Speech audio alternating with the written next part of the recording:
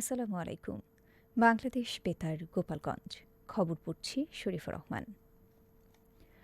শরীয়তপুরের ডামুটা উপজেলায় বিভিন্ন সরকারি প্রতিষ্ঠান প্রদর্শন করেছেন জেলা প্রশাসক তাসলিনা বেগম। গতকাল উপজেলার সফরকালে তিনি ডামুটা থানা সাব রেজিস্ট্রারের কার্যালয়, ডামুটা পৌরসভা এবং উপজেলা ভূমি অফিস পরিদর্শন করেন। পরিদর্শনকালে জেলা প্রশাসক সংশ্লিষ্ট কর্মকর্তাদের নির্বিঘ্নে জনসেবা নিশ্চিত করতে প্রয়োজনীয় দিক নির্দেশনা প্রদান করেন। এ সময় উপজেলা নির্বাহী কর্মকর্তা, অতিরিক্ত পুলিশ সুপার, ডামুটা থানার ভারপ্রাপ্ত কর্মকর্তা এবং মাদকদ্রব্য নিয়ন্ত্রণ অধিদপ্তরের কর্মকর্তা সহ সংশ্লিষ্টরা উপস্থিত ছিলেন।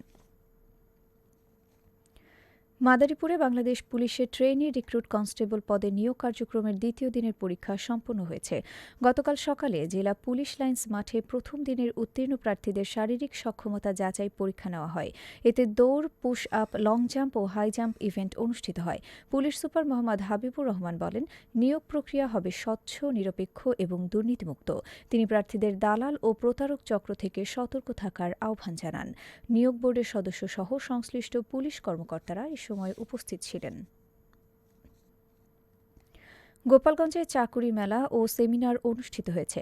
গতকাল গোপালগঞ্জ সরকারি টেকনিক্যাল স্কুল ও কলেজে দিনব্যাপী এর আয়োজন করা হয়। সেমিনারের উদ্বোধন করেন জেলা প্রশাসক মোহাম্মদ আরিফুজ্জামান। পরে তিনি ফিতা কেটে চাকরি মেলার উদ্বোধন করেন। গোপালগঞ্জ সরকারি টেকনিক্যাল স্কুল ও কলেজের অধ্যক্ষ প্রকৌশল মোহাম্মদ নুরুল হকের সভাপতিত্বে বিশেষ অতিথি ও শিক্ষা প্রতিষ্ঠানের শিক্ষক, শিক্ষার্থী সহ সংশ্লিষ্টরা উপস্থিত ছিলেন। আয়োজকরা জানান, এ ধরনের উদ্যোগ তরুণদের কর্মসংস্থানে গুরুত্বপূর্ণ ভূমিকা রাখবে।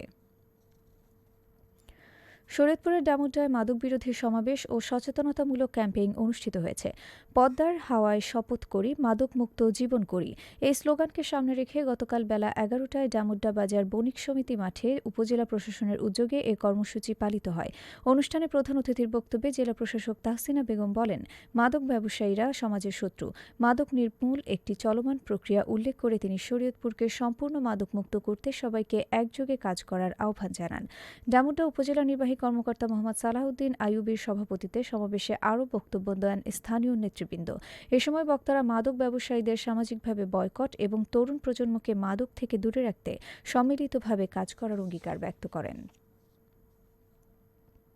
মাদারীপুরে জেলা তথ্য অফিসের আয়োজনে নারী সমাবেশ অনুষ্ঠিত হয়েছে। গতকাল সদর উপজেলার রাস্তি ইউনিয়ন পরিষদ মাঠে আয়োজিত সমাবেশে সরকারের বিভিন্ন উন্নয়ন কার্যক্রম ও সচেতনতা বিষয় তুলে ধরা হয়। এতে ডেঙ্গু প্রতিরোধ, গুজব ও মাদক বিরোধী কার্যক্রম, নারীর অধিকার, পরিবেশ সংরক্ষণ এবং সামাজিক যোগাযোগ মাধ্যমের সঠিক ব্যবহার নিয়ে আলোচনা করা হয়। জেলা তথ্য অফিসার দেলোয়ার হোসেনের সভাপতিত্বে অনুষ্ঠানে প্রধান অতিথি ছিলেন জেলা প্রশাসক মিজ মর্জিনা আক্তার। বিশেষ অতিথি হিসেবে উপজেলা নির্বাহী কর্মকর্তা ওয়াদিয়া শাবাব সহ অন্যান্য কর্মকর্তারা উপস্থিত ছিলেন। সমাবেশে স্থানীয় নারী, পুরুষ ও কিশোর কিশোরীরা অংশ নেন। এ সময় বক্তারা সচেতনতার মাধ্যমে একটি নিরাপদ সমাজ গঠনের ওপর গুরুত্বারোপ করেন। মাদারীপুরে বৈশাখী মেলার তৃতীয় দিনে দর্শনার্থীদের উপচে পড়া ভিড় লক্ষ্য করা গেছে।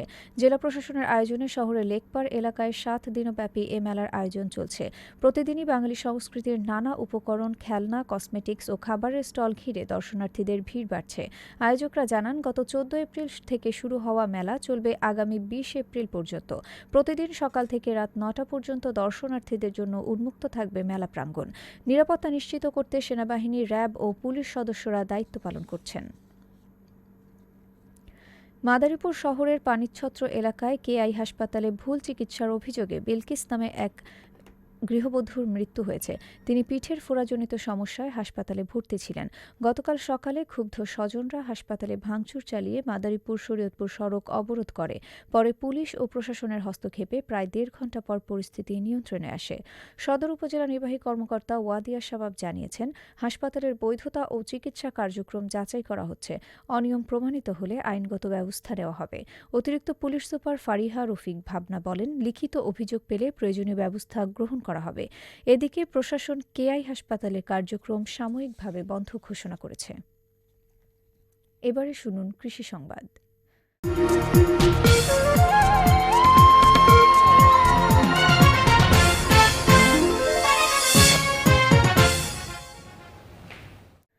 গোপালগঞ্জে চলতি অর্থবছরে ধনিয়া চাষে উল্লেখযোগ্য অগ্রগতি হয়েছে।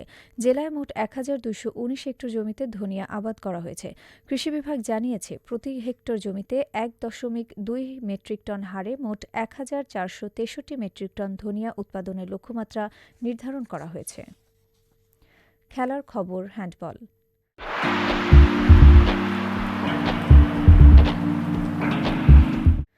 নড়াইলে বীরশ্রেষ্ঠ নূর মোহাম্মদ স্টেডিয়ামে অনুষ্ঠিত জেলা প্রথম বিভাগ মহিলা হ্যান্ডবল লিগে গতকাল দুটি খেলা অনুষ্ঠিত হয়।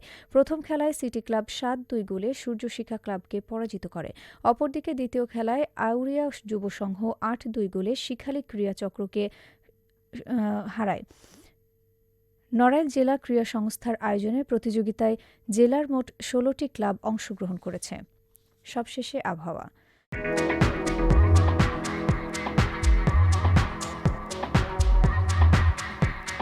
আজ সন্ধ্যা ৬টা পর্যন্ত আবহাওয়ার পূর্বাভাসে বলা হয়েছে, দেশের অভ্যন্তরীণ নদীবন্দরসমূহের জন্য কোনো সতর্কবার্তা নেই এবং কোনো সংকেতও দেখাতে হবে না। খবর শেষ হলো। আমাদের পরবর্তী খবর প্রচারিত হবে আগামীকাল সকাল ৮টা ৩০ মিনিটে বাংলায়।